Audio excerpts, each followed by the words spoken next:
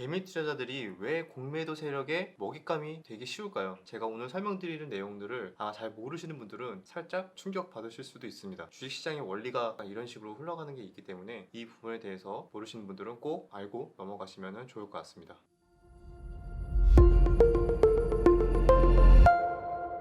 안녕하세요. 주식 전업 투자자 주덕입니다. 오늘은 왜 개미 투자자들이 공매도 세력의 먹잇감이 되기 좋은지 그 이유에 대해서 한번 설명드리도록 하겠습니다. 최근에 3월에 다시 공매도가 재개가 되니 많이 하면서 여러 가지 좀 이야기들이 많이 나오고 있죠. 그래서 다시 국민청원에 올라가고 있다고 합니다. 다시 공매도를 영원히 금지해라 이런 식의 얘기도 있고, 또 반대에서는 아니다, 공매도의 순기능도 있으니까 이거는 다시 재개를 해도 된다, 이런 식의 의견도 있는 것 같습니다. 역시 근데 순전한 개미 투자자, 일반 투자자 입장에서는 공매도는 당연히 그냥 안 좋게 일단 받아들이고 있죠. 그래서 없었으면 좋겠고, 사실상 바이러스로 인한 폭락 이후에 공매도가 금지가 되면서 지금까지 이렇게 엄청난 대세 상승에 기여를 한 바도 없지 않아 있습니다. 그럼 앞서 왜 그렇게 먹잇감이 되기 좋은지 개미 투자자가 설명드리기 앞서서, 혹시 공매도에 대한 개념이 살짝 부족하신 분들도 있기 때문에 간단하게 설명만 먼저 드리자면은, 공매도는 말 그대로 없는 주식을 말합니다.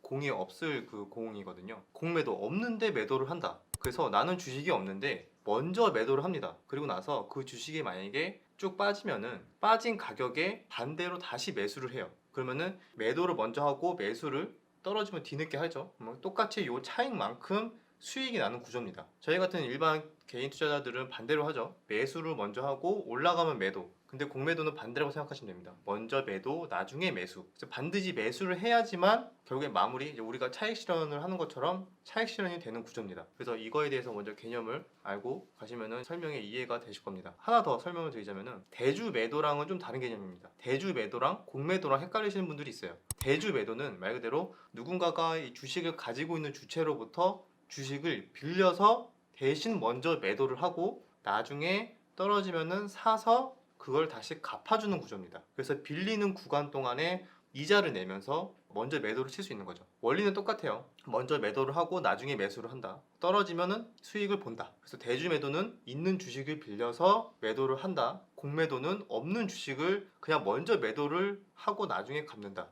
이 개념이라서 공매도에 대한 인식이 안 좋아진 게, 없는 주식을 그냥 무한정 계속 공매도를 할 수 있는 거 아니냐, 그럼 너무 쉽게 주가를 폭락시키는 거에 대한 원인이 되는 것처럼 되게 느껴지죠. 근데 실제로도 예전에 많은 사례가 있습니다. 이게 왜 개미 투자자들이 쉽게 공매도한테 당할까요? 가장 큰 이유는 신용 매수에 있습니다. 공매도 세력 입장에서도 쉽게 공매도를 칠 수는 없어요. 왜냐면 이 주식 자체가 대기 매수세가 얼마나 많고 시장에 얼마나 매수세가 몰릴지 정확하게 알 수가 없기 때문에 함부로 쳤다가 주가가 급등하면은 굉장히 힘들잖아요. 그리고 만약에 그냥 막 매도를 해가지고 어떻게든 5% 10% 떨어뜨려 놨어요. 근데 내가 공매도 세력 입장에서 설명을 드리는 거예요. 열심히 공매도를 쳐서 전체적인 지수 또는 종목이 5%에서 10% 하락을 시켰어요. 그러면 이제 반대로 매수를 해서 그걸 수익 실현을 해야 되잖아요. 근데 만약에 떨어뜨리는데 그만큼 내가 매수를 하려면은 매도하는 사람들이 많아져야 수월하게 매수로 마무리가 할 수 있겠죠.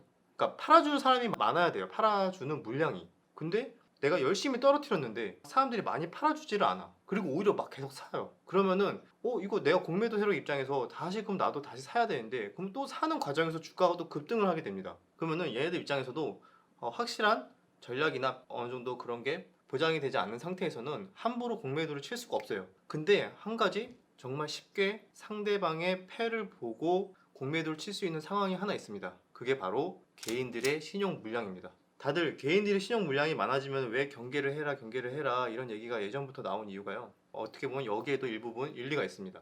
개인들의 신용 물량이라는 거는 또 일정 규모가 쌓이게 되면은, 만약에 주가가 전체적인 지수가 만약에 폭락을 하게 돼요. 그러면은 아까 말씀드렸듯이 강제적으로 매도가 나와야 공매도 세력이 수월하게 매수를 하면서 수익 실현을 할 수 있다고 했죠. 그러면은 그게 바로 개인들의 신용 매수를 한 거에 대한 담보 부족이 발생하게 되면서 증권사에서 담보 부족만큼 강제로 매도를 하게 됩니다. 개인 투자자들의 계좌에 있는 주식을 강제로 팔아버려요. 그러면은 그 개인 투자자는 팔기 싫어도 어쩔 수 없이 담보 부족이 나왔기 때문에 팔게 되는 거예요. 그럼 이거를 공매도 세력이 알고리즘을 통해, 과거 데이터를 통해서 미리 계산만 할 수 있다면은 이미 상대방의 패를 본 상태에서 게임을 할 수 있는 거죠. 그러면 안 할 이유가 없는 겁니다.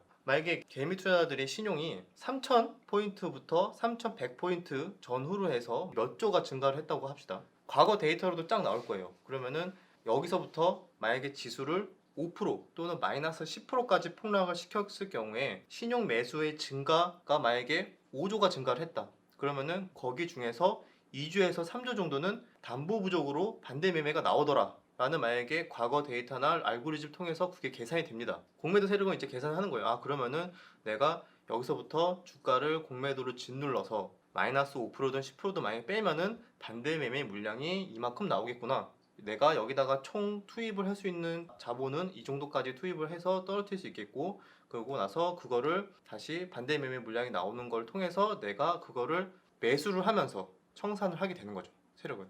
그래서 그런 원리에 대해서 잘 모르시는 분들도 있을 수 있어요. 그러면 이게 굉장히 처음에는 어떻게 그걸 알게 되지? 라고 할 수가 있습니다. 근데 그거는 개미들의 신용 물량 잔고 증가는 매일 나와요. 매일 나오고 어느 종목에 많이 매수가 됐는지도 다 나옵니다. 물론 신용 풀로 들어가지 않는 분들도 계시겠지만 신용 매수라는 것 자체가 이미 엄청난 레버리지를 하기 위해서 들어가는 거기 때문에 거기서부터 일정 비율 몇 퍼센트를 빼면은 담보 부족이 나온다는 거를 공매도 세력이 모를 수가 없습니다.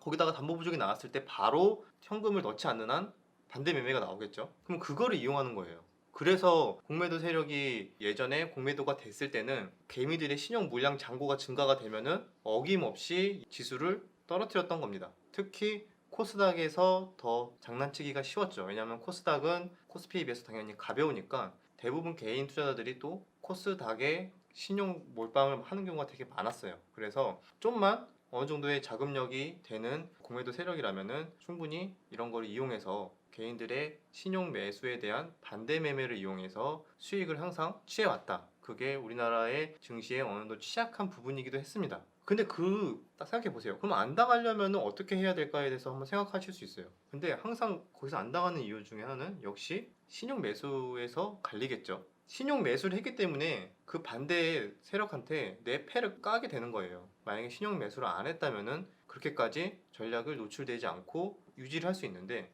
결국에는 신용 매수가 약점이었던 겁니다.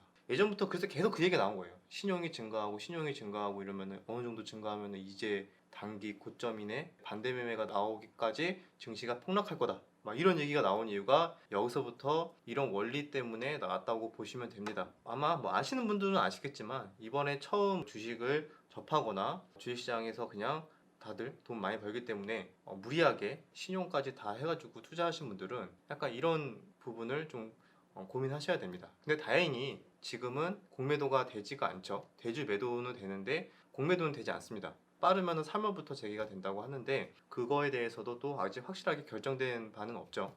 그래서 다들 우려를 하는 것 같아요. 그런 원리 때문에. 어쨌든 이런 주식시장이 어떤 식으로 돌아가는지에 대해서 엄청나게 많은 부분들이 있지만 그 중에 한 부분에 대해서도 이렇게 좀 이해를 하고 주식 투자를 하다 보면은 조금 더 시장을 보는 시야나 관점들이 좀 더 넓어지지 않을까 이렇게 생각을 해서 이 부분에 대해서 설명을 드리게 됐습니다. 만약 공매도가 재개가 됐어요. 불안할 게 없습니다. 왜냐하면은 신용 몰빵만 안 하면은 솔직히 그렇게 크게 당할 일이 없거든요. 좋은 종목을 샀어요. 그러면은 신용 매수했을 때 공매도 당한 이유는 말 그대로 앞서 설명드린 대로 반대 매매 때문에 당하잖아요. 그러면 당연히 좋은 종목은 다시 올라가기 마련이니까 신용을 쓰지 말고 현금으로 하고 신용을 쓰되 너무 풀 레버리지 쓰지 말고 하면은 이렇게 불안하게 공매도에 대해서도 불안하게 생각할 필요가 없다라고 생각하시면 됩니다. 오히려 공매도 때문에 증시가 눌림이나 어느 정도 하락을 주면은 조정을 주면은 더 좋은 기회로 활용할 수도 있기 때문에 어떻게 보면은 비중 조절을 잘하는 투자자들 입장에서는 공매도는 그렇게 위협적인 존재가 되지 않을 수 있습니다.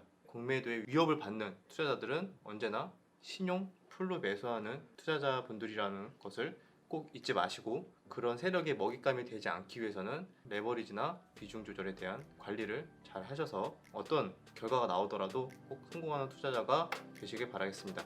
내용이 유익하셨다면 좋아요와 구독 그리고 댓글 부탁드리겠습니다. 감사합니다.